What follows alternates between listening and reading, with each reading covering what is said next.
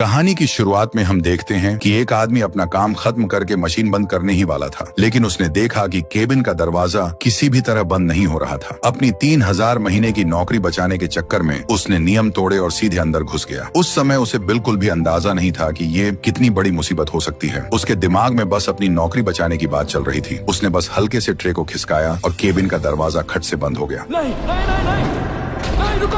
अगले ही पल मशीन को पता चल गया कि दरवाजा बंद है और वो अपने आप चालू हो गई। बाहर खड़े मजदूरों ने आवाज सुनी तो उसे बचाने के लिए दरवाजा खोलने दौड़े, लेकिन वहाँ पहुँचे सुपरवाइजर ने उन्हें रोक दिया क्योंकि यह मशीन बहुत महंगी थी और वे सब मिलकर भी इसका हर्जाना नहीं भर सकते थे। इसलिए मैक्स को तब तक ये सब सहना पड़ा जब तक मशीन पूरी तरह बंद नहीं हो गई, जिसके बाद एक रोबोट ने उसे खींचकर सुरक्षित जगह पर पहुंचाया। हालांकि उसकी जान तो बच गई, लेकिन रेडिएशन की वजह से उसकी हालत बहुत खराब हो गई थी। उसके शरीर के अंग तेजी से काम करना बंद कर रहे थे और अब उसके पास जिंदा रहने के लिए सिर्फ 5 दिन का ही समय बचा था। जब उनके बड़े बॉस को इस बात का पता चला तो उसने मैक्स को कोई मुआवजा देने के बजाय अपने गुंडों को उसे तुरंत बाहर फेंकने का ऑर्डर दे दिया ताकि उसकी नई खरीदी गई चादरें गंदी न हो। मैं इस बेड को खराब नहीं करना चाहता, इसे तुरंत बाहर निकालो। उसने सुपरवाइजर से मैक्स को 5 दिन की दर्द की दवा देने को कहा। दवा उसके मुंह पर फेंकी और उसे तुरंत वहाँ से दफा हो जाने को कहा। मैक्स ने अपने बॉस की ये बेरुखी देखी। उसे लगा कि भगवान उसके साथ बहुत नाइंसाफी कर रहे हैं। सुबह तो वो एकदम खुशी खुशी काम पर गया था और अब काम से लौटते वक्त उसकी मौत उसके सामने खड़ी थी। अब अगर वो जिंदा रहना चाहता था तो उसे एलिजियम जाना ही था ताकि वहाँ की एडवांस मेडिकल केबिन में अपना इलाज करा सके, क्योंकि 21वीं सदी के अंत में बहुत ज्यादा प्रदूषण और बढ़ती आबादी की वजह से हमारी धरती पूरी तरह से एक खंडहर बन चुकी थी और अब यहाँ इंसानों का रहना मुश्किल हो गया था। इसलिए पृथ्वी के जो अमीर लोग थे उन्होंने अपनी जिंदगी मजे से जीने के लिए धरती से 20,000 किलोमीटर दूर अंतरिक्ष में एलिजियम नाम का एक गोल स्पेस स्टेशन बना लिया था। वहाँ न सिर्फ नजारे सुंदर थे और हवा एकदम साफ थी, बल्कि इंसान वहाँ कभी बीमार भी नहीं पड़ते थे, क्योंकि वहाँ हर घर में एक हाईटेक मेडिकल मशीन थी। चाहे आपकी कमर में दर्द हो, पैरों में दर्द हो या फिर कोई बड़ी से बड़ी लाइलाज बीमारी हो, बस कुछ मिनटों के लिए उस मशीन के अंदर लेट जाओ और आप एकदम चकाचक ठीक हो जाओगे। धरती के सभी लोग एलिजियम में रहने का सपना देखते थे, लेकिन उसका टिकट इतना महंगा था कि हर कोई उसे खरीद नहीं सकता था। जिन गरीब लोगों को कोई लाइलाज बीमारी हो जाती थी वो अपनी जान बचाने के लिए सिर्फ स्मगलिंग के जरिए छुपकर इस स्पेस स्टेशन में घुसने का रिस्क ही उठा सकते थे। इस तस्करी वाले गैंग का जो लीडर था उसका नाम मोरा था। वो न सिर्फ गरीबों की नकली आईडी बनाकर उन्हें स्पेस स्टेशन का नागरिक बना सकता था, बल्कि उन्हें अपने स्पेसशिप से वहाँ भेज भी सकता था। बस इसमें एक ही दिक्कत थी कि उसका टिकट बहुत ज्यादा महंगा था, जिसे शायद ही कोई खरीद पाता। लेकिन मैक्स के जिंदा बचने की अब बस यही एक आखिरी उम्मीद थी। उसी रात वो अपने एक दोस्त के साथ मोरा से मिलने गया, लेकिन उन दोनों की पूरी जिंदगी की कमाई मिलाकर भी एक टिकट नहीं खरीदा जा सकता था। इसीलिए उसने मोरा से पूछा कि क्या वो अभी उधार ले सकता है और वापस आने के बाद पैसे कमाकर उसका कर्जा चुका देगा। ये सुनकर मोरा की हंसी छूट गई। उसने सीधा दोनों को वहाँ से भाग जाने को कहा और बोला कि उसने आज तक इतना बेशर्म इंसान कहीं नहीं देखा। लेकिन जब उसे ये पता चला कि मैक्स के पास जिंदा रहने के लिए सिर्फ 5 दिन बचे हैं तो उसका रवैया एकदम से बदल गया। उसने न सिर्फ मैक्स को एकदम फ्री में एक टिकट दे दिया, बल्कि उसके खाने पीने और रहने का इंतजाम भी कर दिया। लेकिन उसकी एक शर्त थी। मैक्स को उसका एक काम करना था और वो काम था धरती पर किसी काम से आए एलिजियम के एक अमीर आदमी को किडनैप करना। फिर उस आदमी के दिमाग में जो बैंक अकाउंट का डेटा है उसे निकाल कर मैक्स के दिमाग में कॉपी करना और वापस लाना। मैक्स ये सुनकर एकदम सन्न रह गया। वो सोचने लगा कि क्या वो अपनी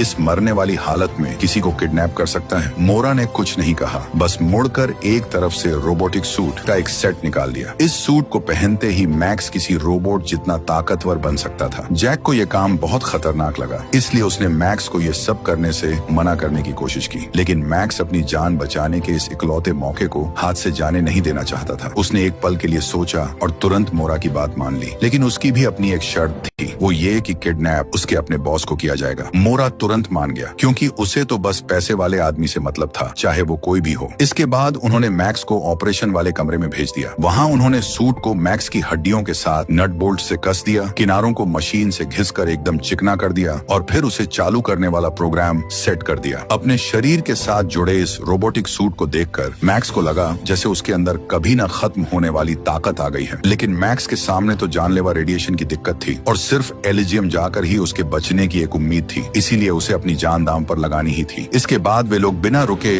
अपनी गाड़ी से निकल पड़े। इस बीच बॉस अभी अपने स्पेस कैप्सूल में बैठा ही था और एलिजियम वापस लौटने की तैयारी कर रहा था। लेकिन जैसे ही उसका स्पेसशिप उड़ने वाला था, मैक्स सीधा अपना हथियार लेकर आगे आया और थक से उसे एक गोली मार दी। गोली सीधे स्पेसशिप पर जा लगी। कुछ ही देर में उसके इंजन में खराबी आ गई और वो थोड़ी देर हवा में उड़ने के बाद सीधा जमीन पर क्रैश हो गया। मैक्स अपनी टीम के साथ तुरंत वहां पहुंच गया और अपनी बंदूकें तान कर लड़ने के लिए एकदम तैयार हो गया। दूसरी तरफ बॉस ने भी उन लोगों को देख लिया था, इसीलिए उसने रोबोट को उन सबको जान से मारने का ऑर्डर दे दिया। रोबोट ने दरवाजा खोला और बाहर आया और सन्न से सामने की तरफ एक बम फेंक दिया। उस बम ने एक ही झटके में कई लोगों को हवा में उड़ा दिया। उसने अपनी जगह ली और उन सब पर ताबड़तोड़ गोलियों की बारिश शुरू कर दी। मैक्स ने तुरंत अपना हथियार उठाया, रोबोट पर सीधा निशाना लगाया और लगातार कई स्पेशल गोलियां दाग दी। गोलियों में तुरंत जोरदार धमाका हुआ जिससे रोबोट के एकदम चिथड़े उड़ गए। एक रोबोट को पूरी तरह से खत्म करने के बाद सबने सीधे अपने हथियार उठाए और केबिन का दरवाजा तोड़ दिया। अपने ही वर्कर मैक्स को वहां खड़ा देखकर बॉस का चेहरा सवालों से भर गया। वो सोचने लगा कि क्या ये आदमी मरने वाला नहीं था? अब भी इसके अंदर हमला करने की इतनी ताकत कैसे बची है? पर जल्दी ही वो नॉर्मल हो गया क्योंकि उसे पता था कि वो अभी नहीं मरेगा। तभी एक और रोबोट पल भर में बाहर आ गया और उसी वक्त टीम का एक आदमी अचानक पागलों की तरह सामने की तरफ गोलियां चलाने लगा, जिसका नतीजा ये हुआ कि बॉस मारा गया। रोबोट को अपने दोस्त की तरफ दौड़ते हुए देखकर मैक्स तुरंत आगे बढ़ा और जोर से अपना लोहे का सिर मारकर रोबोट को दूर उछाल दिया। सामने वाले ने मैक्स को खींचकर गाड़ी पर दे मारा तो मैक्स ने भी तुरंत उसे एक जोरदार किक जड़ दी। फिर रोबोट ने मैक्स को पकड़कर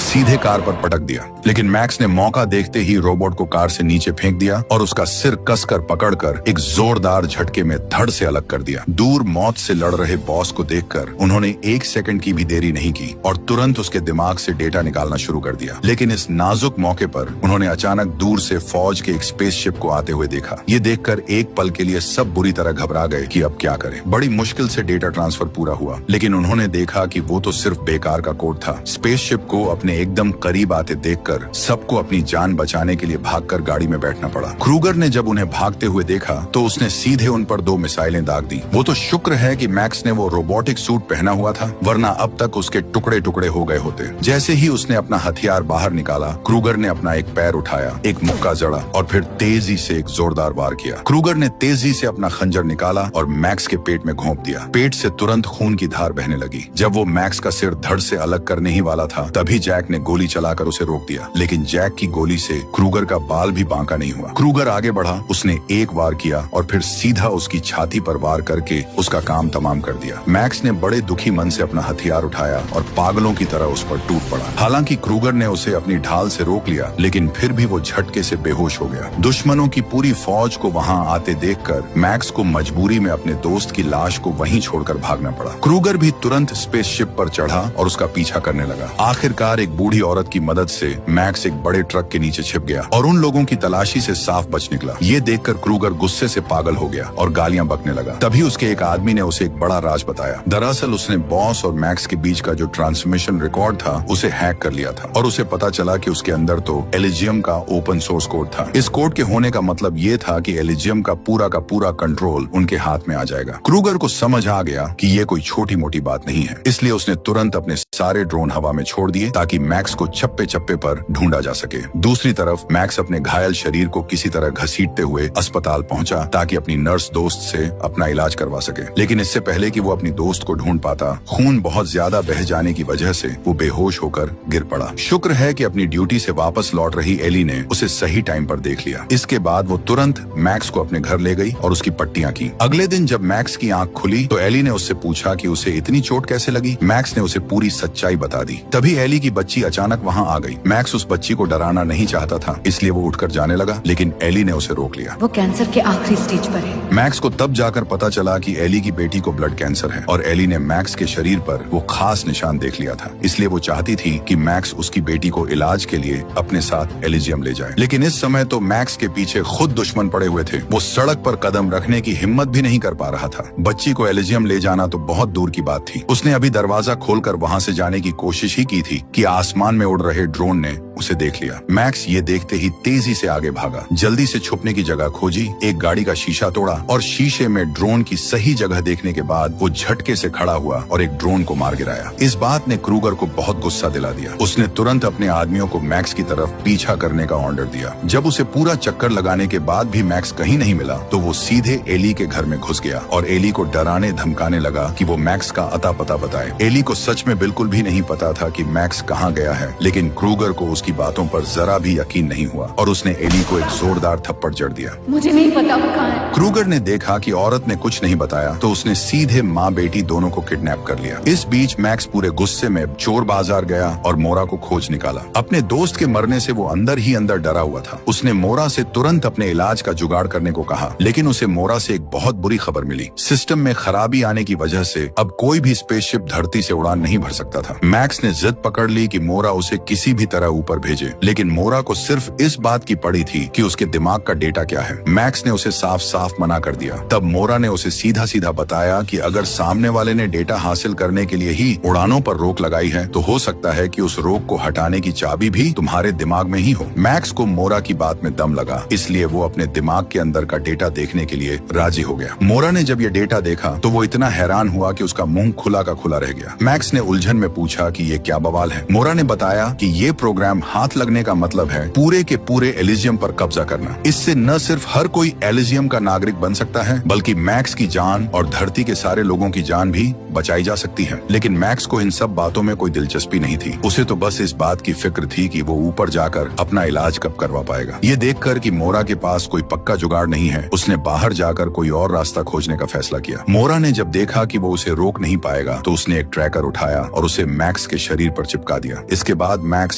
सीधा उसका पीछा कर रहे क्रूगर के पास गया और एक बम निकालकर उसे धमकाने लगा कि क्रूगर उसे इलाज के लिए अपने साथ एलिजियम ले जाए, वरना वो लोग कभी भी उसके दिमाग का डेटा नहीं निकाल पाएंगे। क्रूगर ये देखकर तुरंत राजी हो गया, लेकिन जैसे ही मैक्स स्पेसशिप पर चढ़ा उसने देखा कि एली और उसकी बच्ची भी वहीं बंधक है। हालांकि उन दोनों का ये जो छोटा सा आई कांटेक्ट हुआ था वो पास खड़े क्रूगर ने देख लिया। अपने शक को पक्का करने के लिए वो आगे बढ़ा और एली और बच्ची को जानबूझकर परेशान करने लगा। मैक्स के चेहरे पर गुस्सा देखकर क्रूगर समझ गया कि इन दोनों का रिश्ता कोई आम रिश्ता नहीं है। उसे पता चल गया कि मैक्स कभी बम फोड़कर इन दोनों की जान खतरे में नहीं डालेगा, इसलिए वो आगे बढ़ा और मैक्स से बम छीनने लगा। किसी ने सपने में भी नहीं सोचा था कि मैक्स का जोर लगने से एक गुर्गे का हाथ कंट्रोल स्टिक से टकरा जाएगा और स्पेसशिप तुरंत बेकाबू होकर गोल गोल घूमने लगेगा। अंदर बैठे लोग भी झटके खाकर हिलने लगे और बम भी छिटक कर बाहर गिर गया। आखिरकार स्पेसशिप बेकाबू होकर जमीन पर क्रैश हो गया। शुक्र है कि मैक्स और वो माँ बेटी किस्मत से बच गए, लेकिन जैसे ही वे लोग बाहर निकलने वाले थे